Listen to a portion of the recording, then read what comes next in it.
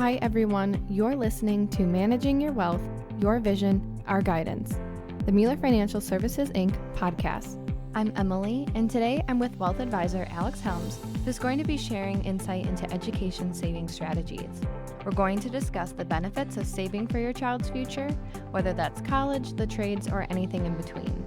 We're also going to discuss various types of accounts and the benefits of each account. But before we get into the topic, let's introduce our guests.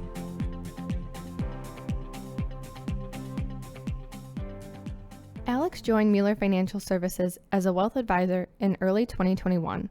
With over 6 years of experience in the mortgage, banking, financial services, and wealth management industries, Alex is able to help clients navigate all stages of their financial journey.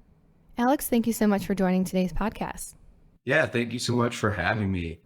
Now, there's no question that the cost of sending your child or grandchild to college is an expensive one. But some good news is that there's more options available than ever before to save for those future education expenses. So Alex is here to do a deep dive into all of that. Take it away, Alex. First, just wanted to start off on a high level in regards to just discussing college and secondary education for children. College offers teens a supportive place to flourish in, gives them opportunities to build relationships, create friend groups, and really find what their interests are. As we all know, it's very hard to determine what we want to do when we're 17 years old. Because adults are likely to change jobs many times, a broad knowledge base can serve workers well in the future. Providing different expertise and different experiences can only provide us more tools in the tool belt as we navigate through life. The price may be high for college, but the salary high can be payoff too in the long run. College pricing projection tools that we have access to allow us to show various payoffs in various situations for both students and parents. Some small examples are showing maybe half tuition for the students and half from the parents. A lot of the times, parents like to have their students or child have some skin in the game. What we're able to do is project out those various prices and what that would show from a cost perspective if we were to split that down the middle, potentially 50-50. We could also show 75-25 or anywhere in between. Another comparison that we're able to run is in-state versus out-of-state comparison.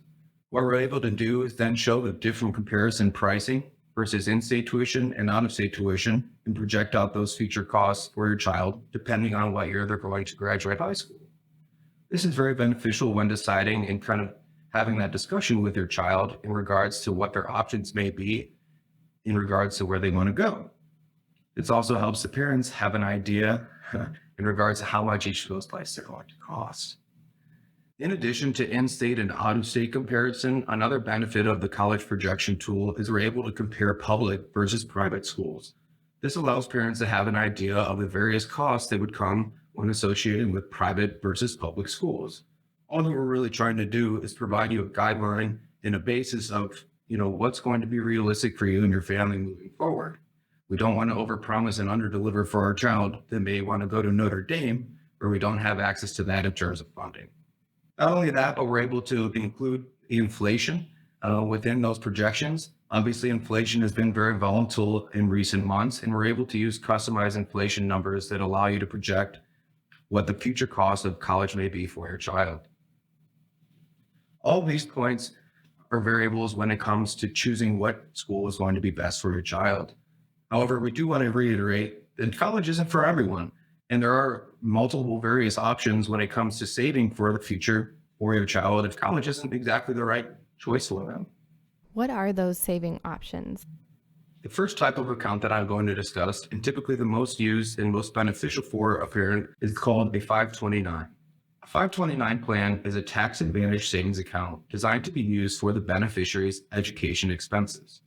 The account does provide flexibility in regards to the fact that a 529 is able to use for a wide range of educational expenses, including college expenses, K-12 tuition, certain apprenticeship costs, and even student loan repayments. A lot of our clients have found that they enjoy the flexibility of the 529 plan, being able that it can provide for all of these different expenses. It also gives control. Unlike a custodial account, which I'll talk about in a moment, with the 529 plan, the account owner maintains ownership of the account until the money is withdrawn. From a tax perspective, there may be tax advantages to saving in a 529 plan. As long as the money stays in the account, no income taxes will be due on earnings. So what that means is when you take the money out to pay for qualified education expenses, those withdrawals may also be federally income tax free, and in many cases, depending on where you live, state-free tax too. Who can open a 529 plan? Well, there are no income restrictions on 529 plan account, which is extremely beneficial to all. To open an account, you must be a U.S. resident, age 18 years or over, with a U.S. mailing address and a Social Security number or tax ID. Who can be the beneficiary or beneficiaries? Anyone of age with a Social Security or tax ID number can be a beneficiary. The beneficiary can even be the same person who sets up the account. What are the benefits? One of the main benefits that I think a lot of our clients find in a 529 as well is that many different people can get involved. Grandparents, relatives, friends can all help contribute to this account. Anyone who wants to save for a child's education can open a 529 plan account and begin contributing. The account owner keeps control of the money, can make investment decisions, and can even change the beneficiary if the plans change.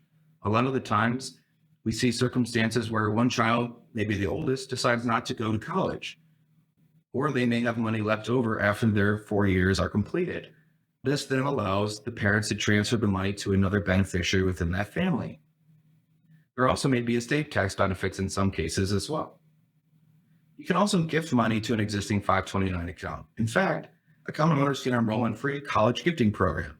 It lets family and friends contribute gifts electronically and make for easy account owners to send invitation and tracks gifts from their dashboard.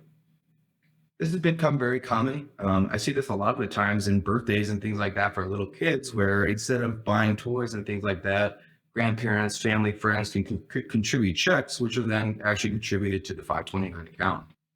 When it comes to contributions, you can contribute up to $8,000 or $160,000 per married couple, which is a huge benefit of the 529 account in a single year without eating into your lifetime gift tax exclusion. Once assets are in the account, they're generally considered to be out of the owner's account state. Alex, you mentioned previously that money not used by, say, the oldest child can go to another beneficiary. But can that money be used for expenses other than education? So as I explained earlier, you are able to transfer leftover money from a 529 account to a secondary beneficiary. However, that money does still need to be used for secondary education expenses as we have listed previously. If you do want to make a withdrawal from the account that is not for qualified education expenses, a 10% federal penalty is included and possibly state or local tax as well. However, there are exceptions to the 10% penalty. For instance, if the beneficiary received a scholarship or attends a U.S. military academy, any earnings would still be subject to federal income tax, but there would not be a 10% penalty for that withdrawal. Secondly, I'm going to talk about a uniform transfer to minors account, also known as a UTMA or UGMA account, as some have heard that term in the past. The difference between a UTMA account or a transfer to minors account and a 529 is that once the child reaches legal age of 18 or 21, depending upon your state, the assets do then transfer legally to that child.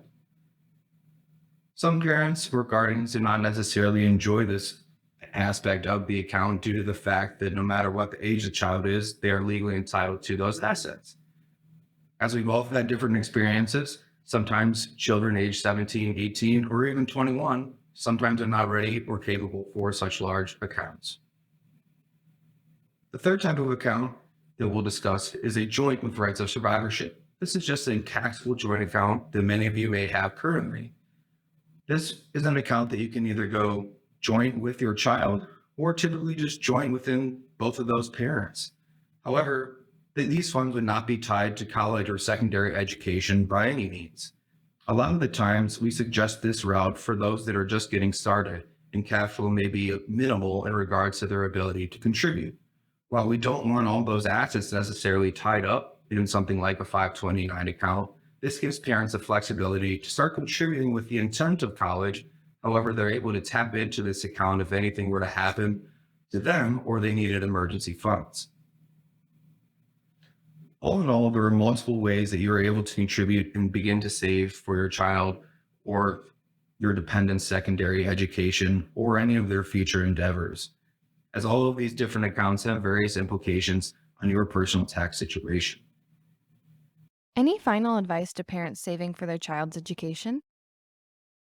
As parents, it's your role to talk to your child about secondary education and a lot of things that come with that. Not only that, but their interests, both academic and extracurricular. The alternatives based on their interests. Maybe that's junior college, a 2-year university, or potentially their role that they'll play in attending the college of their choice. What is going to be their responsibility? What will they be on the hook for? Will they have any skin in the game? When tuition bills arrive, it can be a crash course in Finance 101, and also an opportunity to pick up valuable lessons about saving, spending, and taking on responsible debt. If you start the conversation early enough, you can include the student in the decision-making process, encouraging them to research scholarships and financial aid. Overall, your savings and contributions to your future education or the lifestyle for your child should be dependent upon your overall cash flow. We again highly recommend having a conversation with a professional to go through a budgeting and cash flow exercise to find the amount that is comfortable for you and your family. Feel free to reach out to myself or any of our Mueller Financial Services colleagues, as we'd be more than happy to have a complimentary introduction meeting to discuss your financial situation. Well, thank you so much for your time today, Alex, and thank you for joining the podcast. Yeah, and thank you for having me, and have a great day. And thank you for listening. If you're interested to learn more about education savings or more about Mueller Financial Services in general, visit www.muellerfinancialsolutions.com. You can also follow the firm on LinkedIn at Mueller Financial Services, Inc. for more firm updates, insights, and upcoming events. Securities offered through LPL Financial. Member FINRA/SIPC. Investment advice offered through IHT Wealth Management, a registered investment advisor. IHT Wealth Management and Mueller Financial Services, Inc. are separate entities from LPL Financial. The opinions voiced in this podcast are for general information only and are not intended to provide specific advice or recommendations for any individual. To determine which strategies or investments may be suitable for you, consult the appropriate qualified professional prior to making a decision. Prior to investing in a 529 plan, investors should consider whether the investor's or designated beneficiary's home state offers any state tax or other state benefits such as financial aid, scholarship funds, and protection from creditors that are only available for investments in such state's qualified tuition program. Withdrawals used for qualified expenses are federally tax-free. Tax treatment at the state level may vary. Please consult with your tax advisor before investing.